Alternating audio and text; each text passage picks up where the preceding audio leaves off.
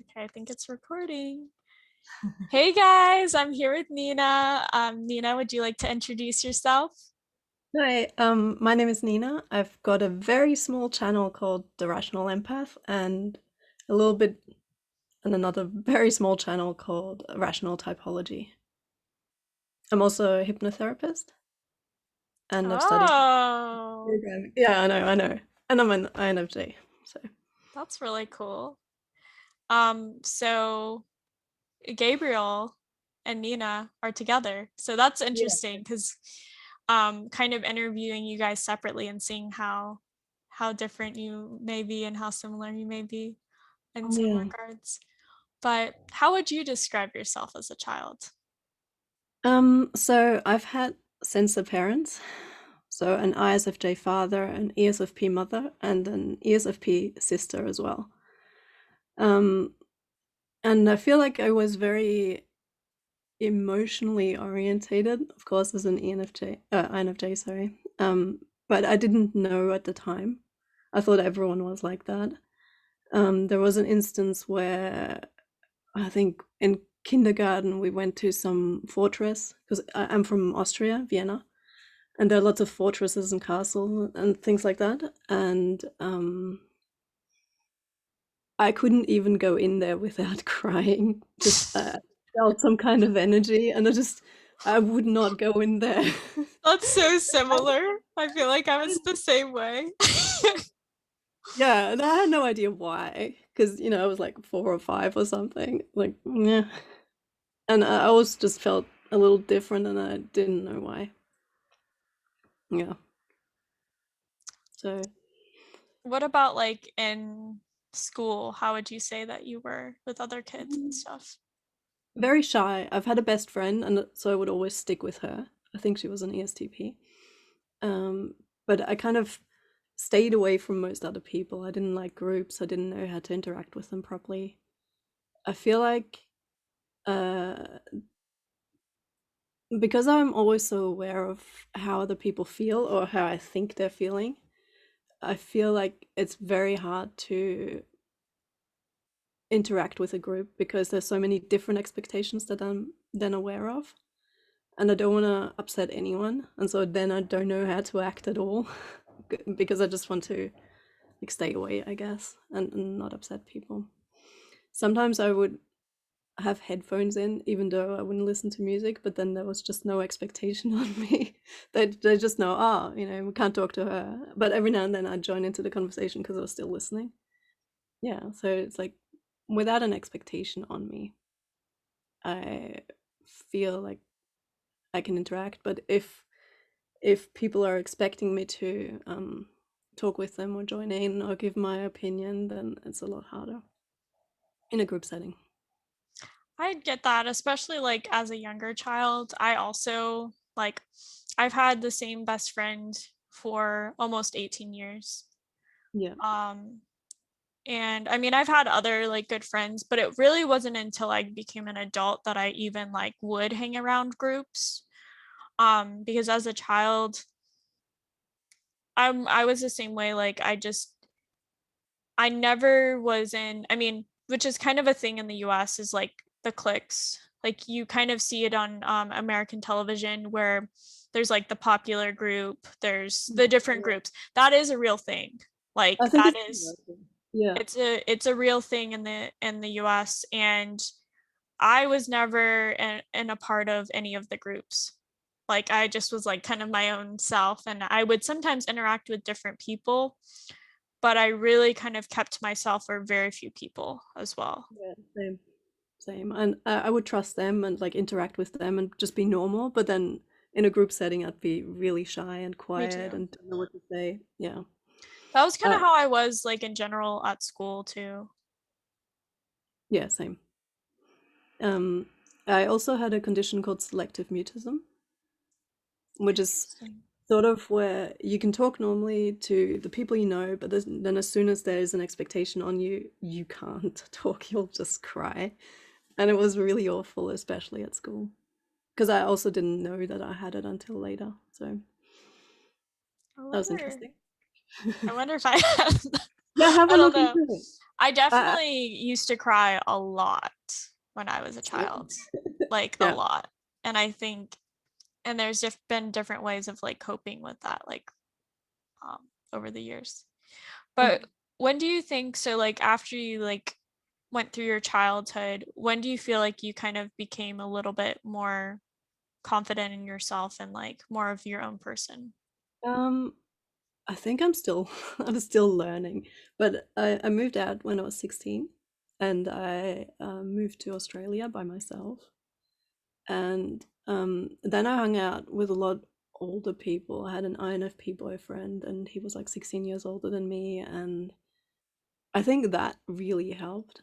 Just finding someone who also, had intuition in that way.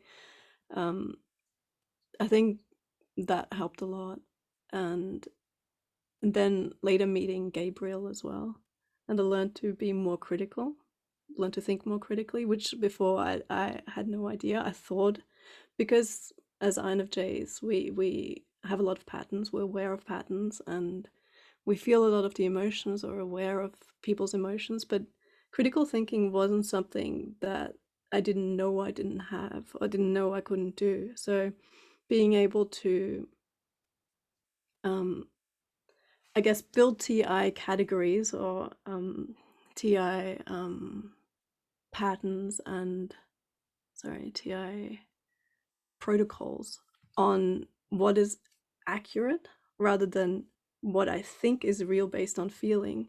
I think that's made a huge difference to me. So I'd go, well, why do I think this is true? Why do I have this belief? And how do I need to change this belief to actually be rationally accurate?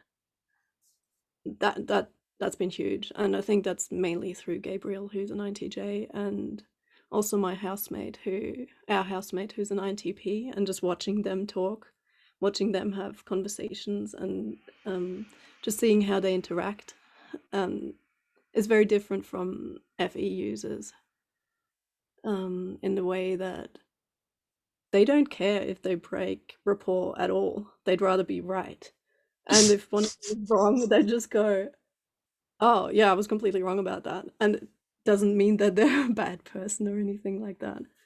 So that's been interesting. Yeah. Yeah.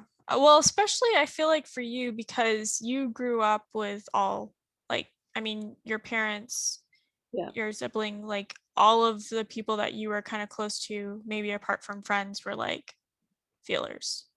Yeah. And 'Cause- sensory. So all SDOM Yeah. feelers. Yeah. Like my and that's why I think it's so interesting to like cuz it sounds like we were very similar as children, like probably like almost like mirror images of each Oh, I other in know. a way. I know. Like often when you say things, it's like, are you in my own mind having the same Yeah. thoughts as God? No, It's I feel interesting. like we probably have gone through a very similar childhood Yeah. experience, except for like our nurture was different. Like Yeah. my mom is an ISFP, and ISFPs in general are pretty intuitive, even though they're sensors. Okay. Um, and then my sister's an ISTJ, which obviously is a sensor, but she's also like a TE like Yeah. user. And Okay. she is someone that has always been kind of like more rational and logical. And then my dad is an INTP. Okay. So That would have been interesting. yeah, so it was just very different personalities. I mean, my parents are divorced, so I was mostly raised by my mom, Yeah. but it Same. was, yeah, it was interesting. I feel like I just didn't, I got a little bit of that, like what you're saying about being around kind of critical thinkers or whatever. I don't Yeah. know if I necessarily feel like I never had critical thinking. I think it's more of, it's interesting when you were saying that because like I agree with that to a certain extent, but it was, I think when you're younger, especially before you become an adult, you are so heavily tied to your like instinctual things, so like NI and FE. Yeah.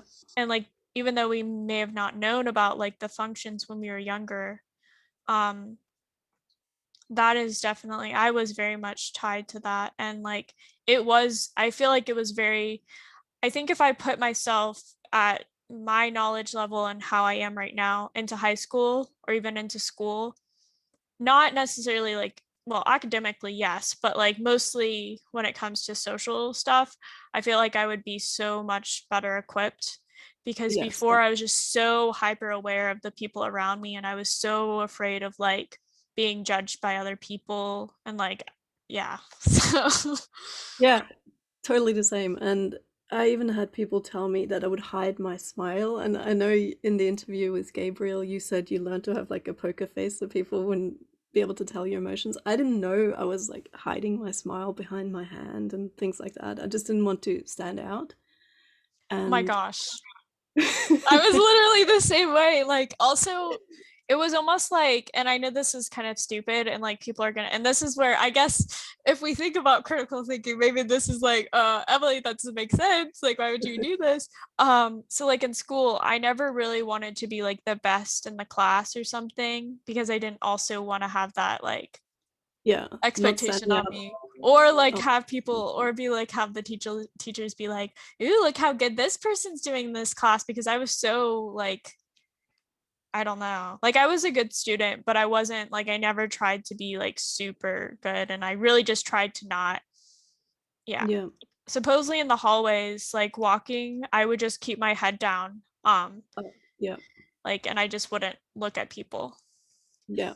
I did that a lot as well. I didn't want to stand out in any way. I think I had a lot of trouble um disappointing people, but understanding like I didn't know that I was just they weren't even putting that expectation on me. Yeah, I was yeah. just putting that. And it's like, well, I don't know how to deal with conflict with you, and they would be thinking about completely different things anyway. But yeah.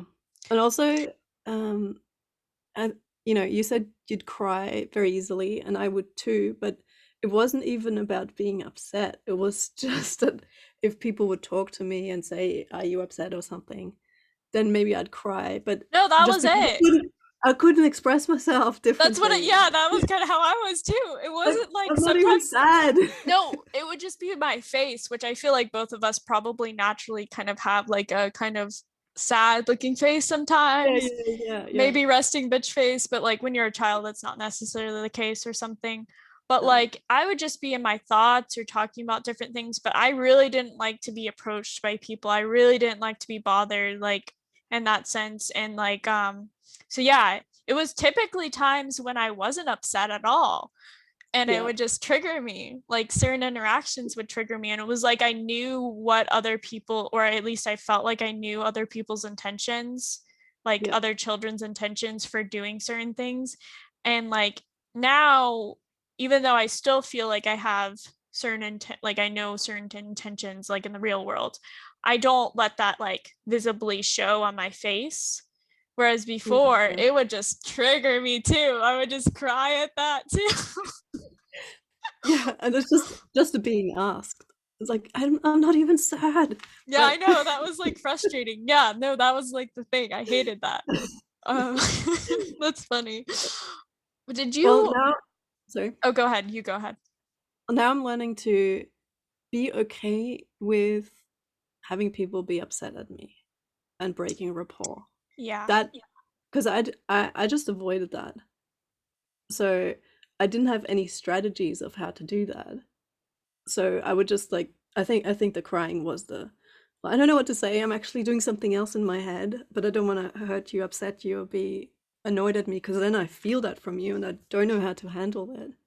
So now I'm learning how to do that, and that's been big. So Gabriel's mum is an ENFJ, and she very much likes to trauma bond. So it's like, oh, how are you? And I'm like, I'm fine. It's like, oh, honey, I know you're not. It's like, no, I actually am. It's okay. I don't need to talk about these things with you right now. I'm actually okay. And to be able to do that and then go have them go and feel negative about me because I broke the rapport, I think that's big. So Yeah. No, I totally really, and that for me, it was like, I mean, I really made a huge like thing when I became like, I would say 18, 19 years old, when I went to like university or like college, Yeah. what we call college.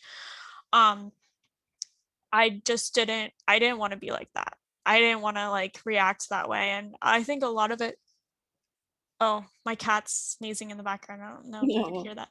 Yeah. Um, but I always kind of saw it as like anxiety, because I would have like anxiety attacks as well, but I really just wanted to kind of change that. And so I really like worked on it. And I will say, like, I don't know, in certain conversations, like I was saying with you earlier about like the interview with Aaron, it wasn't necessarily anything sad or anything like that, but there were certain things that we were talking about that kind of triggered me to cry. And I feel like a lot of that does come back from that time period where, I Yeah. Okay. mean, I feel like I do express a lot of emotions by crying. Like instead Yeah. of getting like, whenever I'm mad, I don't, like, it's not like I necessarily yell at people or scream or something. It's like I start crying. If I'm Yeah. Same. frustrated, I cry. If I'm sad, I cry. If I'm happy, I cry. So Yeah. Yeah.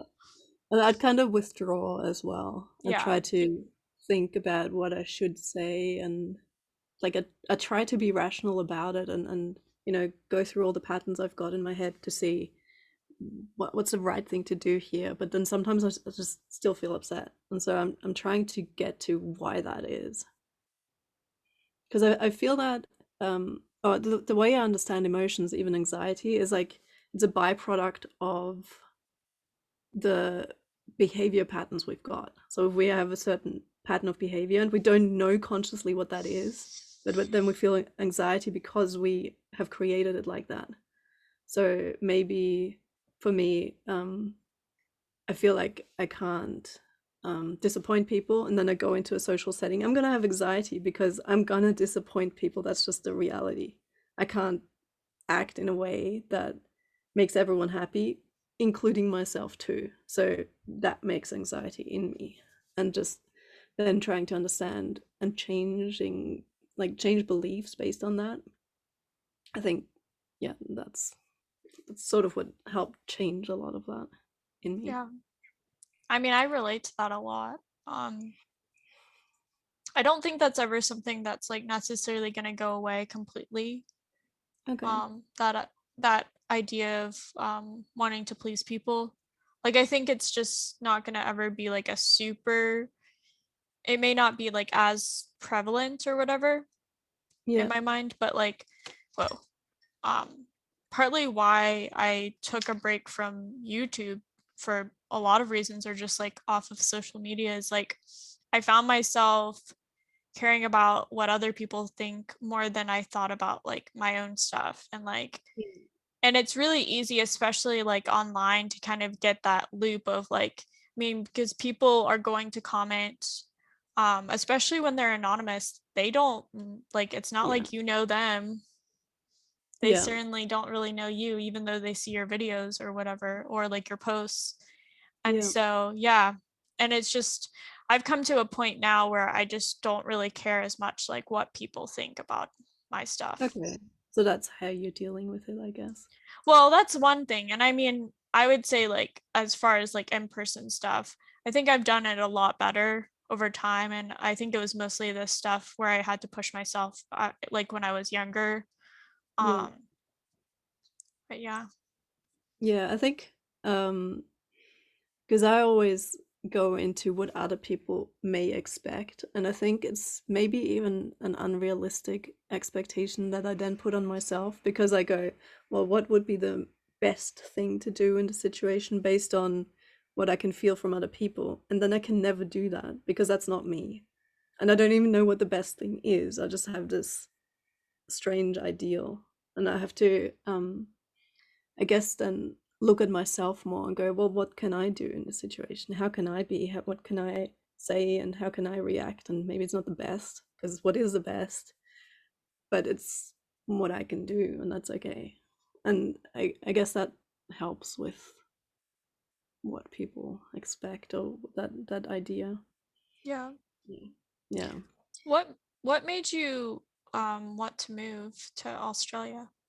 Oh, I was just really depressed and just upset, and then I met someone online, and we kind of got on, and I felt less alone. And then I came to visit, and they had me stay. He was homeschooled, and then I went back for a year, and then I moved back out here, and I've been here since. So in Australia.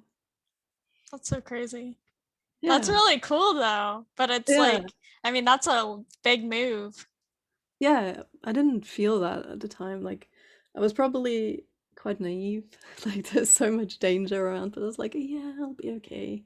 I just, I guess, an FE thing to do. It's like, if I feel okay about it, it'll be okay, which is not really accurate. But What do you think, like, since moving to Australia, what do you think, like, has kind of changed with you? okay, well, when I first moved here, I could kind of hide between the language barrier, even though we learned English at school, but I could just go, I don't need to talk. He will talk for me, which was amazing. That was so good. And yeah, and then I learned to be more confident. And now I can talk to people properly. But back then that was really good because there was no pressure on me as well. Because they just thought I couldn't speak English, but I could. But yeah. So that helped. Then meeting Gabriel. Just being able to talk to someone who has always focused on critically understanding things and on wanting to be accurate, not based on feelings, not based on I feel good about this or I feel bad about this, but what would actually make sense. That that's huge for me. So How long have you guys been together? 4.5 years, but I've known him for 7 years, something like that. So yeah, Wow. yeah, and also really living with him and our INTP housemate, and just their conversations, like I said before, they will debate and debate for hours and hours and hours, and they never have arguments, like as in like, oh, you're wrong in a bad way, rather than they just want to know what's the most accurate. And they will go and look at people patterns and look at YouTube videos of people that are really out there, and go, well, what are those behavior patterns? What would be the extreme? What would be the outcome if somebody took that further? And then going, well, how should I be based on the things I can see in others and the mistakes they make, and how can I then improve? How do I make those mistakes and how can I improve them? Which it's really interesting. And so different from how I grew up with SF parents. There was never any like depth to, like, we never talked about anything like that. So that's good. I really Yeah, enjoy that's that. interesting. I mean, I don't feel like I really talk about that kind of stuff with either of my parents, but I mean, some with my dad, but like the thing about my dad is I mean, he's still a doctor and he was gone most of Hmm. my, like, I Yeah. mean, Okay. he was either sleeping or working because he would work like 90 hours a week and then he would always work night shifts. So he Yeah. was Wow. like asleep during the day. So, Yeah. Yeah. but So I guess you can bond with them now differently, also knowing the types.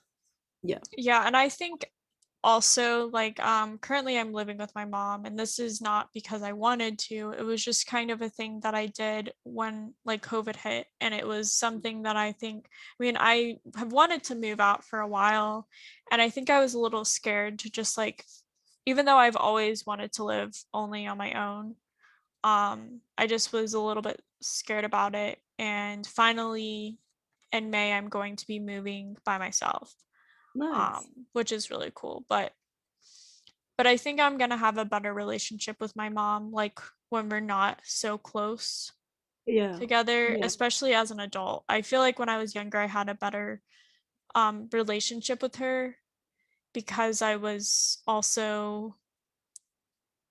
didn't really go against her at all. Yeah. And now obviously I'm an adult. I think pretty differently than when I was a child. I also just, yeah, so that's Yeah. different. But Well, my mother would call me like the perfect show-off child because I would just do what was expected based on what she wanted. So I was kind of quiet, I would draw a lot, and she liked that. that was me. Yeah. And and then and then like when I was a teenager, I just like none of this makes any sense to me, none of those rules, and I just totally rebelled. And my father is a policeman as well. So he always wanted the best for us, and he's a really good father in that way. But he had rules that I just didn't agree with, and I just had to get away from that. Even though there was no abuse or anything like that, it was just like I couldn't relate. And now that I know their types and I can understand how they function, like I don't have those expectations on them of, well, we need to connect on a deeper level, we need to talk about emotions and what's real. And yeah, so it's good to have space, so I think you'll probably enjoy that. Yeah. I mean, I have, and I think, well, I've lived with her, like, it's just difficult because since I was 18, I've been living like outside of my parents' house. Okay. And I think that, and I've been living with like other people because I was in university and stuff. But then when I moved back, because I lived in Washington State, I lived with my mom for about a year. And then I moved again by myself with a roommate, but that was just, I should have lived by myself. I shouldn't have had a roommate Yeah. because it was kind of a step backwards because that situation was kind of toxic. And then I Right. came back here. Um, and so, yeah, I think when I'm not like living with her, I definitely have a better relationship with her because it feels like more of an adult relationship. Whereas she still treats me like a child, which I just don't appreciate. Yeah, I think they can't help it. I think Yeah. if there's distance, then it can be more on your terms. But yeah, I'd imagine it'd be hard holding your own space living with your parents. Well, and my mom, and it's like no secret to anybody that like knows her in person. I mean, she is like a kind of a controlling person, not like in a bad, necessarily bad way, but she Yeah, just yeah, is. She's yeah. just, she always like, not in like socionics terms, but like as of people, like she always sees herself as like the alpha dog type person, like Right. kind of like, Okay. yeah. So that's Yeah, kind of how she sees herself in general. yeah. But how did you get into hypnotherapy? So I've always been interested in understanding people, understanding myself. Why am I upset? Why are they upset? Why do they do what they do? And um, first I studied neurolinguistic programming. I don't know if you know what that means. Mhm. It's sort of it's sort of understanding the patterns of the unconscious mind, and metaphors and how it affects people, like how advertising affects people, and how to use that to then improve yourself. And through that, I was introduced to conversational hypnosis because you can basically hypnotize people by talking to them, especially FE DOMs, I'd say, not thinkers. And then I was really interested in hypnotherapy because of that. Um, I find it very interesting to see how people function on a deeper level, on an unconscious level. And it's basically because I want to understand myself, I think, and improve relationships with myself and with other people. And, because I think as INFJs, we always want to help people, and I want to do it in the best way I can think of. So I want to find a way that actually helps people rather than just masks or distracts people from what they're doing. Yeah. How does it, I guess, how does it work when you're talking to someone? In hypnotherapy. So, as an example, and this is often used in advertising and politicians use it a lot. You say some statements that are real, like for example, you're sitting next to your bed, I'm here talking to you, you've got some candles next to you, and therefore we're gonna have a really good conversation. And it's a total non sequitur. So it's like a few things that are real, like your bed, your candles, we're talking, but that doesn't mean that we're gonna have a good conversation. But people just then go, yeah, yeah, that's true, and that must be true then too. It's like, no. But a lot of FE dumps especially would then just go, yeah, yeah, yeah, because that feels real and that feels real and that must be real then too. And in hypnotherapy, you use a lot of those kinds of things. And it's amazing what you can do in that way. So What do you I guess that, what do you think? I mean, feel like you probably have had different experiences with people, but like what would you say was the most transformative experience you've had with a client? um so I've done like quit smoking and lose weight, and but I'm more interested, or I was more interested in trauma. Like, because I want people to be okay and I want to find ways for them to be okay. But I've learned that it's really about the person, if they actually want to actually solve what they're doing, or if they just want to have a coping mechanism, which a lot of people do. Um, so I don't know, helping teenagers with sexual trauma, and them feeling more confident and having less anxiety and things like that. I think that is mm, meaningful, I guess. Yeah. So um, I guess that's why we're also doing the rational empath, which is I'm very empathic, um, which means that I can often tell people's emotions even if they're not in the same room, even if they're on the other side of the world. Like I would have dreams like that my grandmother died and she died that night, and I wouldn't know, and I didn't even know until the next day, and nobody told me that it wasn't something I could have predicted. So I've had a lot of experiences like that that made me go like, there must, like, I must be doing something. I don't know what I'm doing. And I understand when people go, well, that's not real, because a lot of people don't do that. And therefore, for them to think that that is not real is really sensible and smart and rational. But then there are people that can do that, and we just don't know properly what it is. And then when I met Gabriel, I could teach him to do it because he could just see the patterns of it. And we can see emotions in people in color, like in the same color, and just go, oh, can you see this color in this person? Yep. Or what color does this person have, and what does that emotion mean then? And so I guess we're trying to make that more accessible to people in a rational way, because we don't know why we can do it.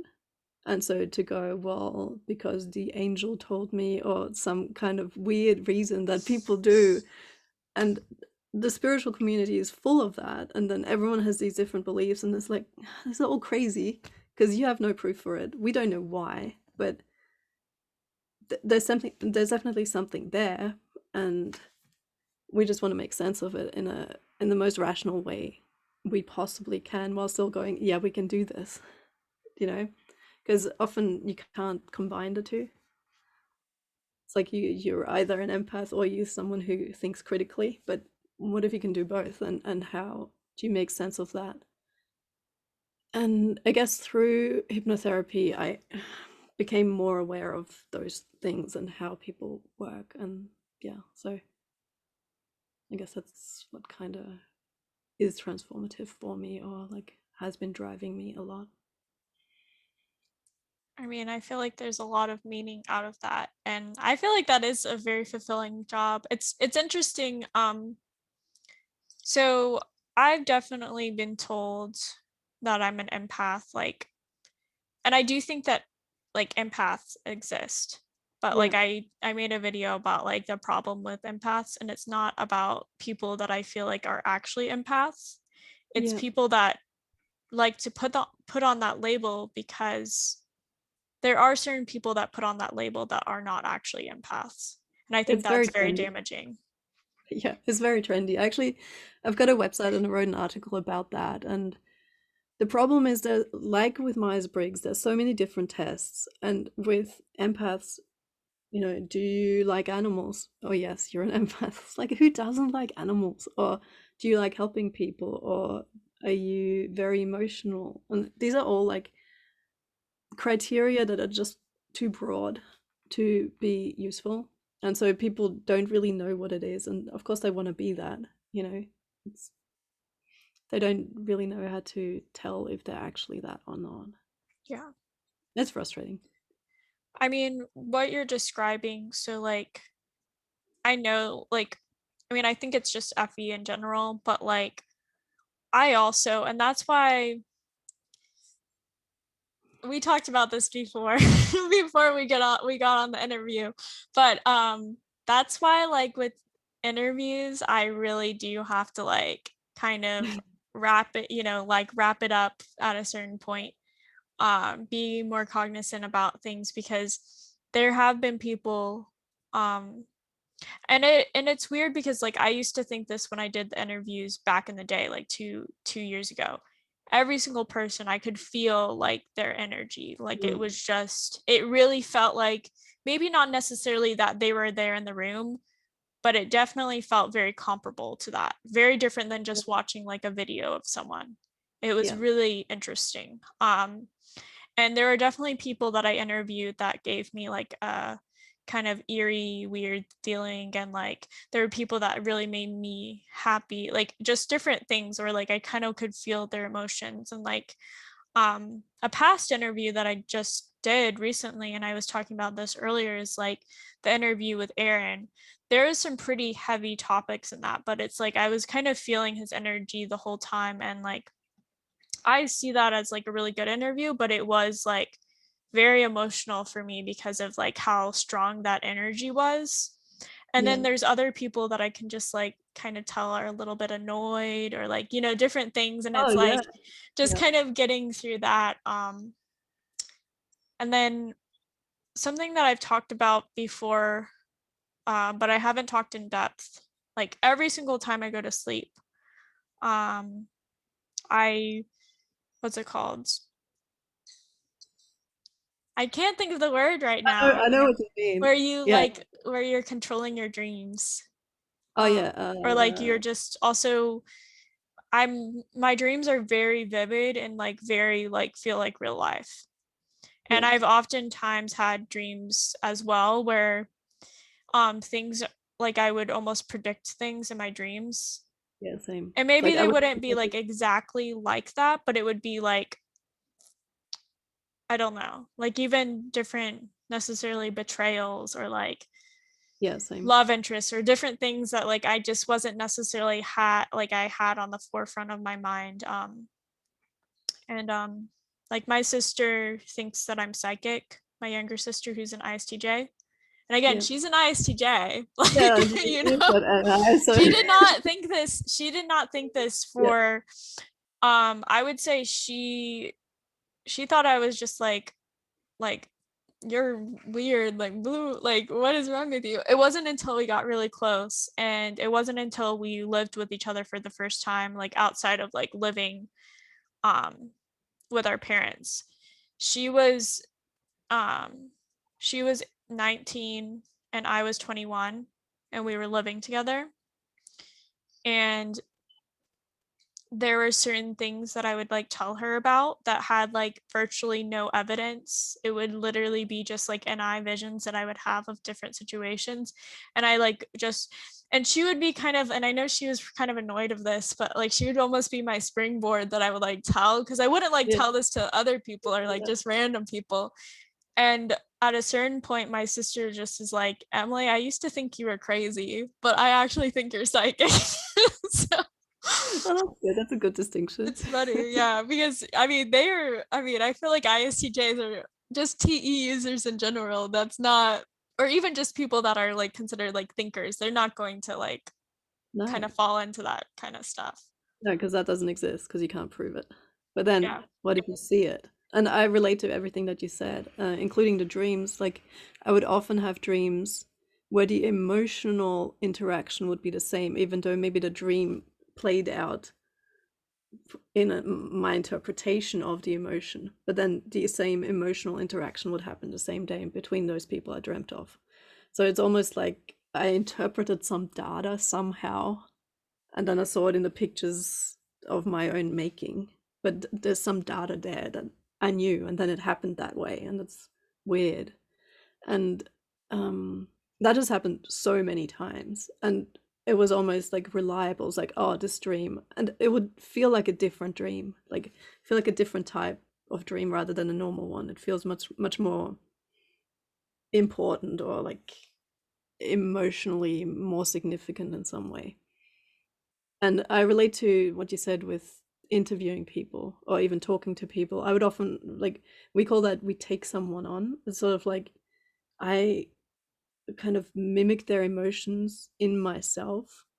Often it would be like to the point of me talking with their accent, or I would draw them how they draw in their style, or I would sit the way they would sit.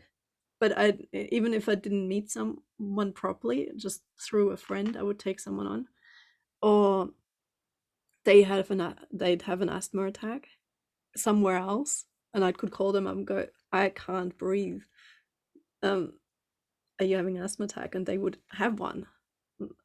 And I just didn't know why.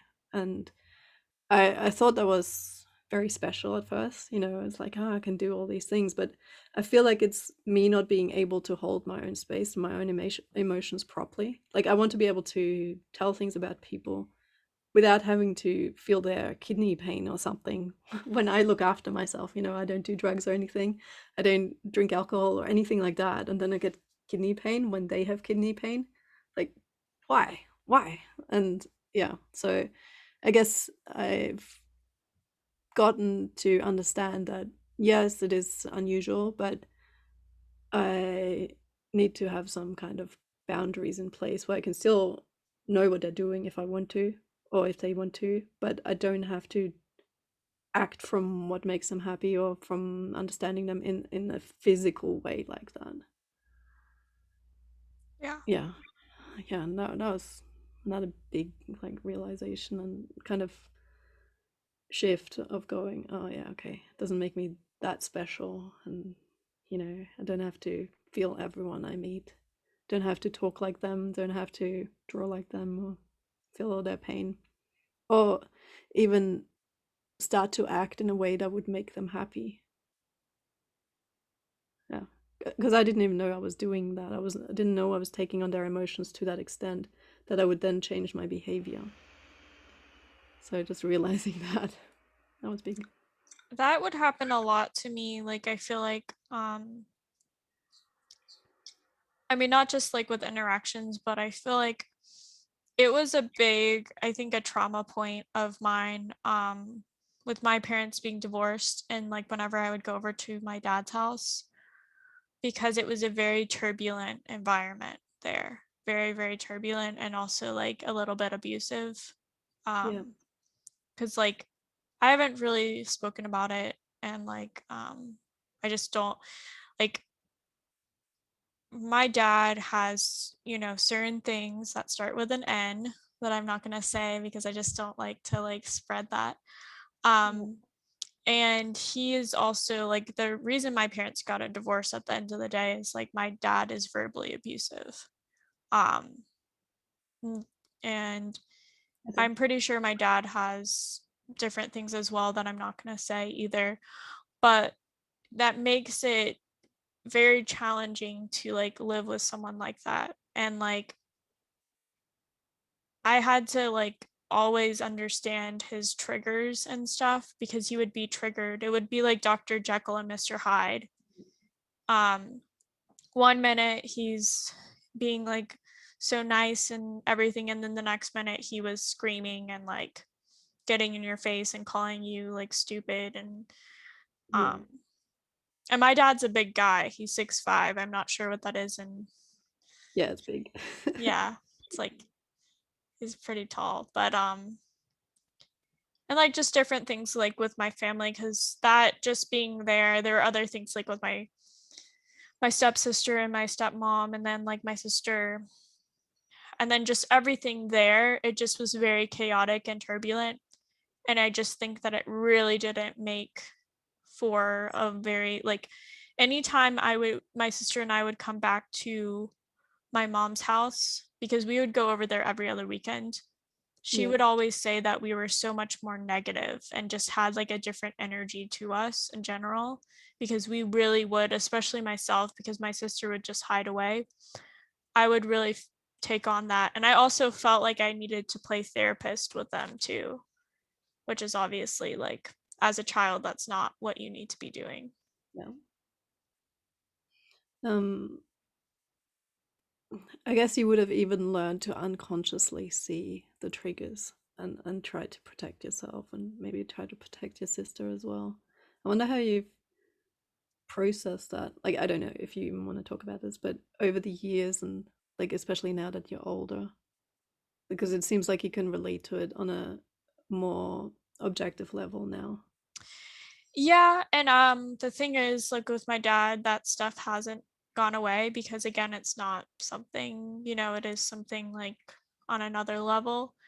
Yeah. Um, but I just know where I stand. Like I know where I stand with both my parents, but especially with my dad, I just know now, like if he's going to get upset, like I can just tell, and it's hard to describe, like I just know. And so Yeah. I'll like steer the conversation or I'll leave the room. I just don't get into that with him. And I'm not perfect with it. Sometimes I do still fall into the triggers. Um, but it doesn't happen as often now. Yeah. Definitely not. But as far as like defending like my sister and different things like that. So my sister was very much, she didn't care to associate with anybody, and that like like when we went over there, she would go up in her room and just be doing her own thing the whole time. And that was how she dealt with it.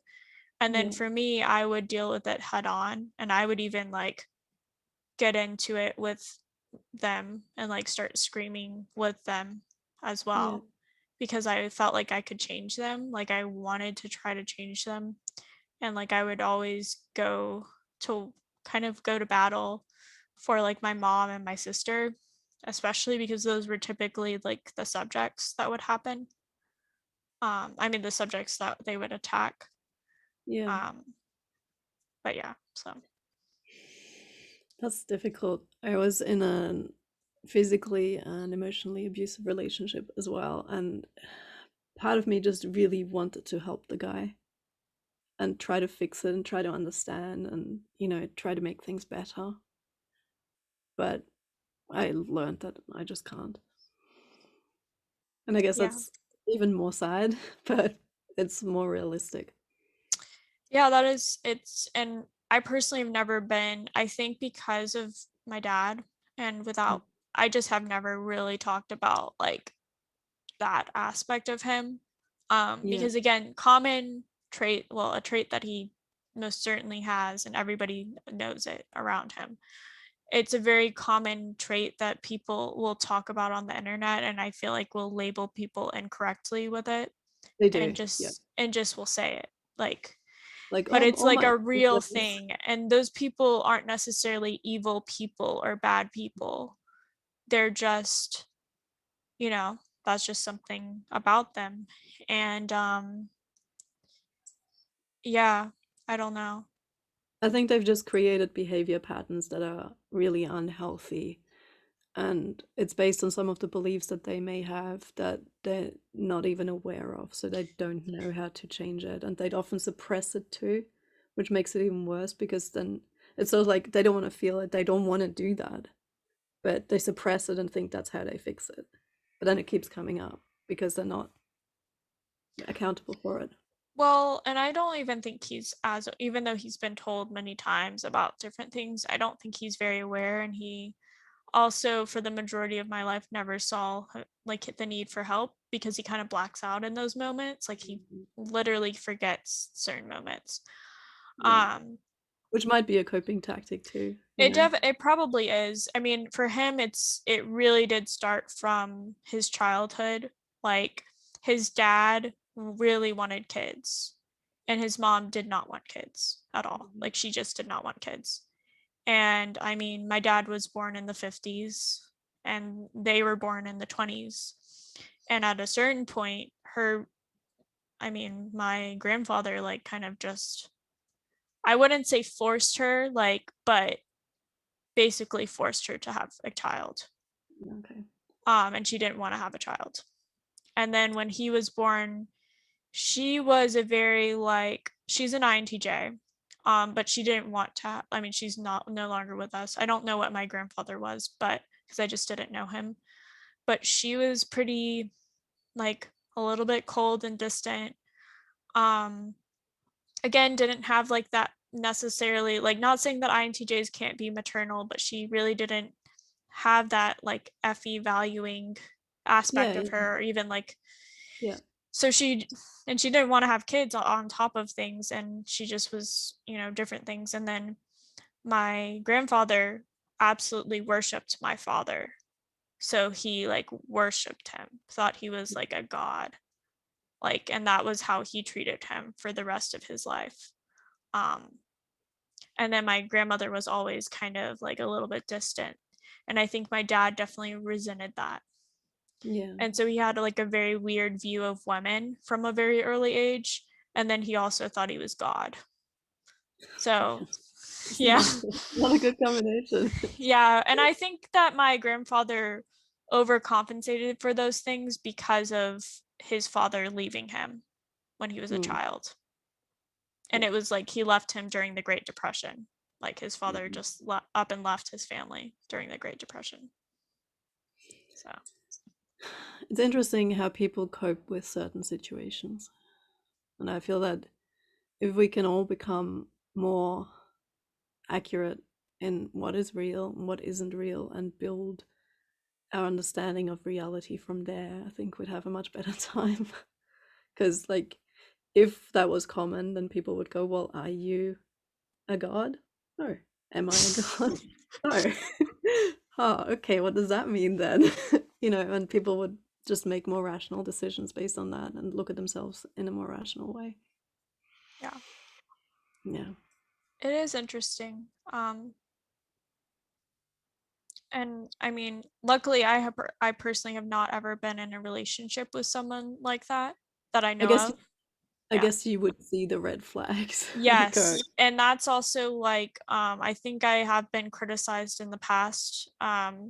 Most notably, obviously, for like a public relationship that I had, but like, but even like with other people, where I am pretty much like, I am very into like the relationships, but like I'm very hyper aware of certain behaviors. yeah, that's And really that good. is, I think it is kind of a coping mechanism in a way. And I've just tried to like get to the point where I don't even enter relationships that I'm seeing those red flags or anything. But That's if I really start seeing strategy. those, like, and if it starts presenting itself really heavily, like, for example, I've dated someone that like had addiction issues, and I didn't know that at first, but Yeah, and there was like little red flags about it, but like when I found that out, I broke up with him because yeah, and he didn't think he had a problem. So that was a big time where I had to realize, like, I do really like feel like I love this person, but if I ever want to have a family with this person, if I want to get married to this person, it's not going to get better, especially if he doesn't think he needs to change. yeah, definitely. And I So, think a lot of people don't do that. So I think that's really healthy, a really healthy approach because a lot of people go, well, maybe I can help that person. And I've done that. And then I would feel good about myself if I could, but you can't. They and have to do. I think that's like one thing that I did learn, from my dad, especially, is, at the age of 14, I was trying, like, that's probably the turning point where I really realized that I can't really change him. Like, once I got into like into high school and stuff. But up until then, I thought that I could, because we would, with anything, it's like you'll have like the good moments with those people, and you'll feel Yeah, like there's a resolution that's been made, and it feels like, oh, there's going to be some real change that happens. yeah. And then the next day, or maybe not the next day, the next few days, next week, nobody's going to want to change unless they want to change. Yeah. And I think that's a big thing because I only really started changing and growing more once I could realize that I'm wrong, you know, and people don't want to think of themselves as wrong. Like we maybe like consciously go, yeah, this is wrong and this is wrong, but maybe the way I've done feelings or beliefs is fundamentally wrong. Like how else would I go into a really abusive relationship? I must have done something wrong on some level. Like otherwise I would have seen the red flags like you and gone, no, not doing that. No, this is not going to be a good family situation. And I think those people that are on the more extreme side with like, you know, the N label that you used. Not even the bad N word, actually. Well, yeah, not like not the not like the cuss word, not the like really the not the real just, N word, but like the just the overused one, the yeah, one the like one that yeah. yeah. So I think they get into that situation because they can't admit that they're wrong on so many issues. That's how it just gets worse. And yeah, to be recognized, like to be able to recognize that in yourself and go, yep, I was such an idiot and did this, and now I can do it better because now I can change it, and it feels bad because then I can go, well, all these times I've done this because I believe this was true, but it's not, and but now I can change it, and at the same time also going, well, other people will only change if they want to. Relationships should be based on actual compatibility, not wishful thinking. So I think like you'd be doing really well then, you know, more so than a lot of people who don't have those criteria. In some ways, like I feel like a lot of my friendships are very like I mean, for the most part, like I have really good friendships with people apart from a friendship that I ended up like living with this person, like, and this was from late 2019 to early 2020. She had the same qualities as my dad. So, yes, I've Right. never been in a relationship with someone, and I did see those red flags. But again, she was a friend. You know, I do think I have a different standard when it comes to friends in some ways, but like she's the only friend that's like that. Um, Yeah. but she was into certain things and like I think part of that like quality of myself where I really felt like, oh, I can help this person. I can try to like You because she understand it was all. yeah into like doing drugs and like doing different things, partying and stuff like and other stuff that was just not stuff that I was compatible with. On top of it, also had the things that like my dad has. Yeah. So they have different personalities, but like that in common.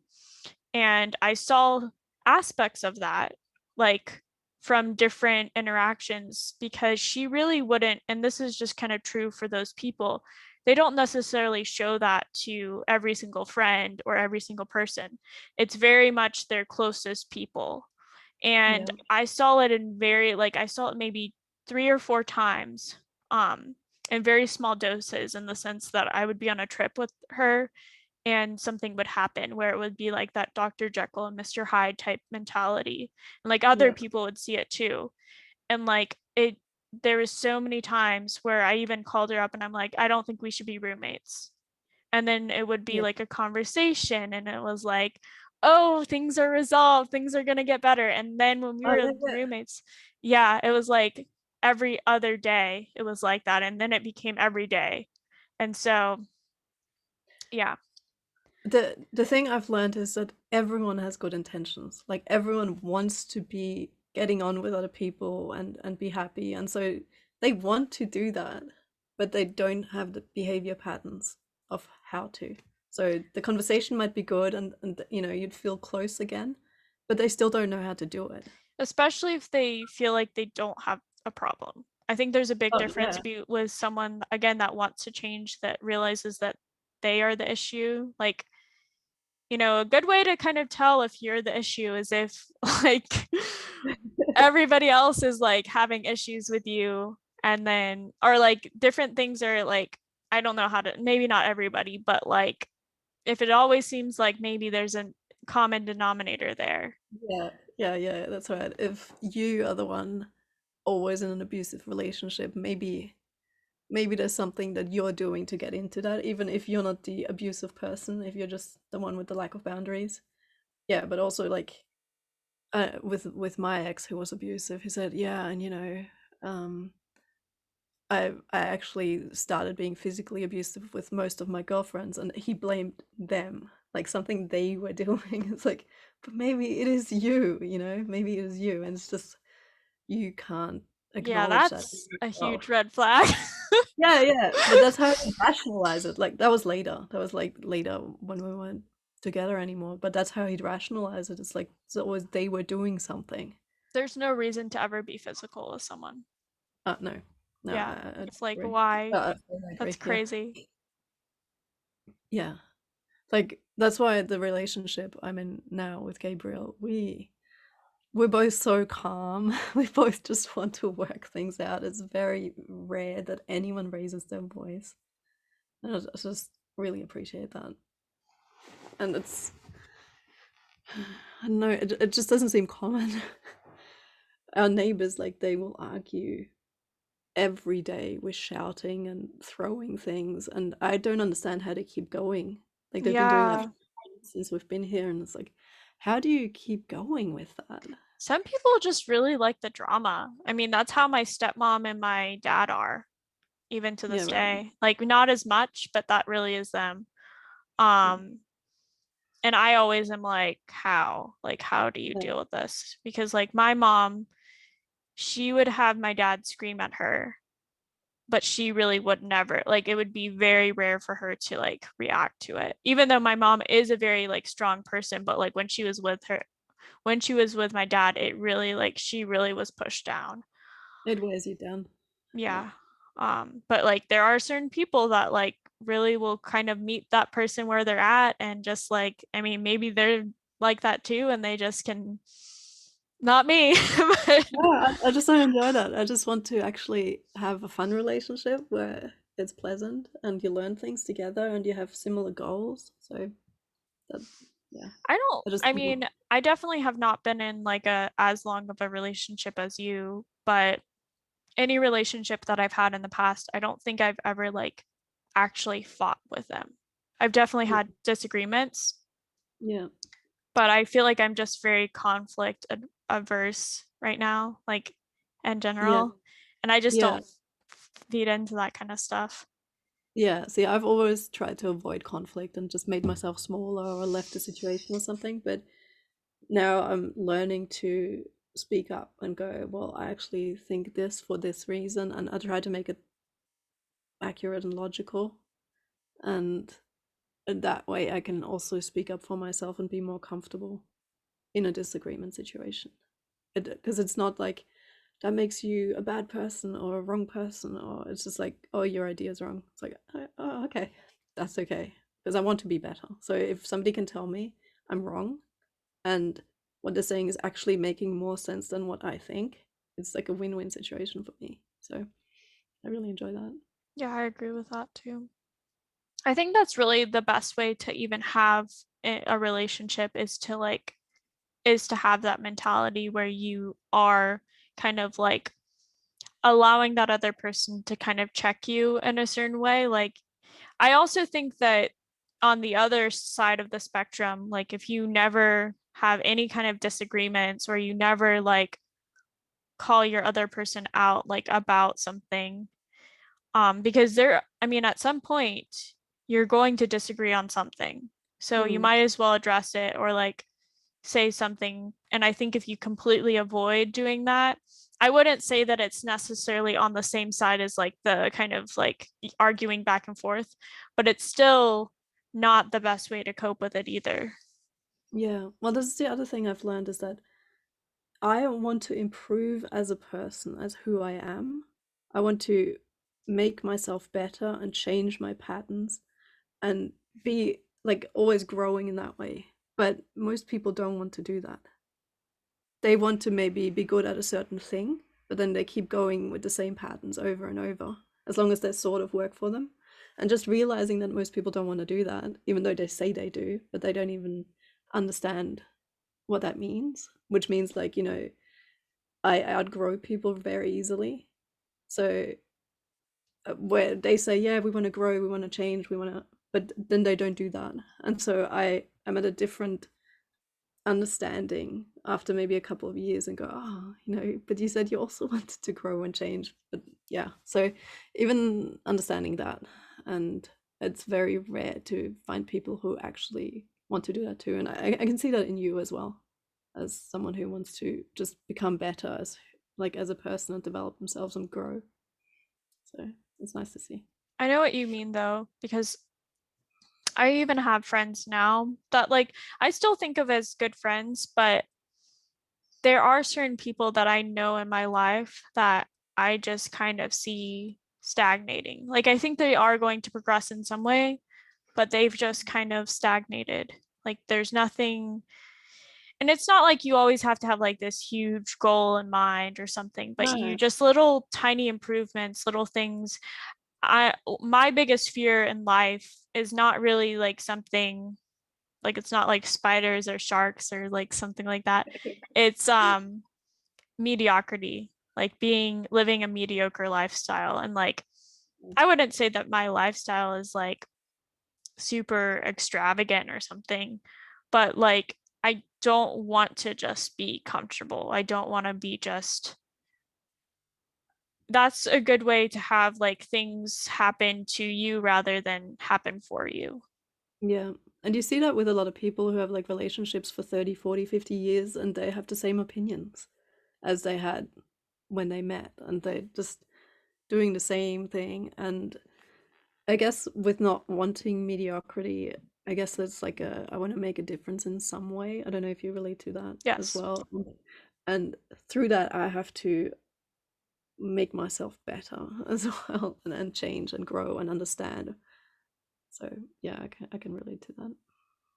I think a good sign is like if you ever kind of look back on yourself even a year ago, like 4 years ago, like whatever the amount of time, and you can, I mean, I still feel like I'm like the same person in like a lot of Yeah. ways. Like I don't think I've like, but like I definitely have evolved my opinions about things. I've definitely changed in different ways. Yeah. Um, and I I think that's want a to continue. Sorry, I Go. think that's a common INFJ thing too, where we then look at old photos of ourselves and go, "Oh, I was so different back then. All the things I thought so stupid. Oh my god!" Or things like journals or something. It's like, Oh oh my no, gosh. like Journals. I'm not that person anymore. That's so stupid. But then other people just have all these keepsakes and they still relate to it. And it's like, how do you do that? I can't relate to that. Well, I definitely there are things that I still have that like are very like I feel like I will have forever. Yeah, But at the same time I totally relate to that too. Like even when it comes to what I like in an aesthetic sense or something or like just in a physical sense, I'm so quick to get rid of things. Like if me I too. just and that's just my mentality. And that's something that's been kind of stifling. I mean, I feel a little bit stifled by living here at my mom's house because my mom remembers every single thing that I have. And But like, it's really weird. Like, she'll know different clothing items. And if I get rid of something, it's like it really upsets her. Like, she gets very upset by it. it's like you're throwing out some sentimental value that she has. It's not even sentimental value. It's like even for utility. Memory. Yeah, so Yeah, for right. example, I probably should get rid of this shirt. I mean, this shirt I actually do really like, but like this shirt is very old. Like I've Yeah. had this shirt, I don't know how long, not like so many years, but it's definitely old. It has like a hole right here on the armpit. Yeah. Um, things like that. But like let's pretend this was a shirt that my mom um I mean, not every single thing, but I would say the majority of my clothing I bought all of my clothes, but like my mom, because I'm not like a huge shopper, at least in stores. Like I like online shopping. Yeah. I don't do it very often, but like when it comes to going into stores, like when I was starting work in person, this was like a couple of years ago. she went out and bought like a ton of stuff for me to like have as professional stuff. And a lot of the stuff, like it looked good on me, but I didn't like it.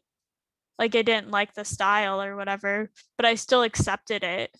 And I'm Yeah. like, okay. Um, and like I see certain things and it like makes me, I don't know if you get this even like with physical items. Like I can't function very well in a space that has a ton of stuff because I get very like claustrophobic by it, and like Yeah. it really, I feel like drives down my energy too. I don't know if that makes sense.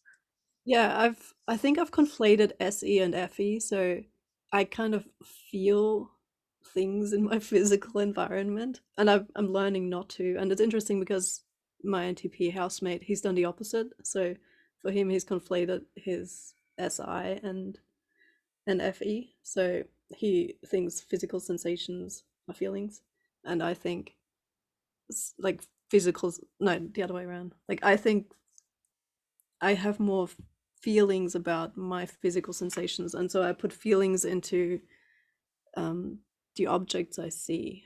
And so I, if somebody moves furniture around without me like being okay with that first, I just like freak out. Yeah. It just feels wrong, and it's so irrational and so silly. No, It's like, I oh, totally agree. Like when I was okay, I was at my dad's house because I was actually helping my stepmom because she had a surgery recently. This was in February. And so I was gone for like almost a month from here. And I had left a ton of stuff at their house, like at my dad's house, because I like when I moved out of my apartment, I didn't bring all of my stuff here. Um, and when I had to bring that stuff back, including clothing for me is like really big. Like that's just something that I have a lot of like there's a mental block when it comes to like laundry, and just it's very difficult for me to like, I don't know. But like I yeah, had so much stuff because I like brought all of it into my room, which was kind of a stupid thing to do. It made me so claustrophobic. I was like feeling all of that stuff, and it just like was so overwhelming for me to like yeah, clean it up and like figure out it's what very to do odd. with it. Yeah. It's very odd because it's very irrational, and Oh yeah. like I've felt so uncomfortable just from physical things that don't matter to people at all usually. It's like if the Yeah. kitchen's untidy or something, like doesn't matter to people, but and I'm trying to become better and be more rational about those things because I think it's like a block I put in my own way for some silly reason. Yeah, I don't get it either. I mean, I've always said this, but like however my room looks, especially, or like I guess when I do move into my apartment, which I'm very excited about that because I'm gonna have a lot of space. I got a 2 bedroom apartment just for me. Nice, So I'm gonna nice. have like space for like other stuff. It was a very good deal. But anyways, like you can always tell kind of the state of my mind by my space. Yeah, And I haven't really felt like my space has reflected me in like years, yeah, actually. So that's also something that like I'm very much looking forward to, because I mean, I know you relate to this, but like when my space is like reflective of me, like I feel like the most of myself. And it's not necessarily like the nostalgia stuff. It's like, I don't know, that it's a like the, comfort level, I think. For me, it's a comfort level, but I'm trying to make it less so because I feel like it's in my way. Like I want to be comfortable regardless. So, yeah, no, I agree. and then Um, Gabriel will play with that because he likes to mess with my patterns, with my like TI boxes I've got, and he will move a lamp slightly to see if I notice and stuff. It's like, oh, See, and this is different because like my sister obviously values SI, but I used to do certain things like that with my sister where I would like move yeah, something, but it was like a whole different thing. It wasn't for her, it wasn't like the spatial thing, like kind of, it was just with her, it was like very detailed oriented about like she has certain things that are like, and it was all it wasn't necessarily furniture. It was like little trinkets and stuff that she had in a very particular FI way. And like, Yeah, yeah. yeah. Interesting. It's strange to see what people do, like a lot of the irrational things too, and then we just live like that as if that's normal because we don't even know a difference until we think about it or until somebody points it out. I find that interesting. Yeah. I know Which, Gabriel oh, go ahead. Gabriel Sorry. Gabriel will just like not care about physical things at all. He can walk for like, I don't know, 6 hours barefoot and his feet will be bleeding. And it's just like, yeah, it doesn't matter. It's like, for me, it's like, I would not even put myself into the situation ever at all because I I could mean, predict it. I feel like I could do that too, because I think that when it comes to those things, I mean, maybe I wouldn't do that, but like there are certain things where like I could sleep on the floor with nothing or something like that. But yeah, I know what you mean in the sense that he's just like not very detached from that Yeah, stuff. yeah. And then his INTP friend, same. And then they go out into like awful weather just for a walk. It's like, why? Why do you want to go for a walk right now? It's really awful. I was like, ah, it doesn't matter. Yeah. Just Well, I also feel like INTPs aren't really affected by their space in general. Like they could have a very messy space and be fine. they, Like yeah, to me, that would like, I could live with it to a certain point, but it would make me so like physically upset and like almost give me anxiety. yeah, yeah, yeah. I do that too. So it's always like a kind of a compromise and becoming not too irrational about it. Yeah. So Well, I think we actually have been speaking for over an hour. I just looked at the clock, but yeah, that's yeah. fine. That's okay. Nice Um, talking. yeah, it was really nice. Is there anything you want to talk about as we kind of wrap it up? I can't think of anything specific. So specifically, Well, you should um, definitely, guys that are watching this, you should definitely check out Gabriel and Nina's website and YouTube channels. yeah, they're very, very tiny still, and we're getting better with the sound. We've had horrible sound because we just didn't know how to do it, but we're getting better with it. So Well, I feel like what you guys are doing is really interesting. And I guess I meant to ask you this. Um, you don't have to say, or maybe you can't like tell, but like what color am I? Like, do you know? oh, purple, like a Purple. pink purple. I think that's a lot of FE, but then you also have blue. Yeah, like I could go into more detail, but I don't want to bring things up. So Okay. maybe privately sometime. I don't know. That's really cool. Hmm. Well, thank you guys for watching, and thank you, Nina, for being on. Thank you. Um, Really lovely. bye, guys. Bye.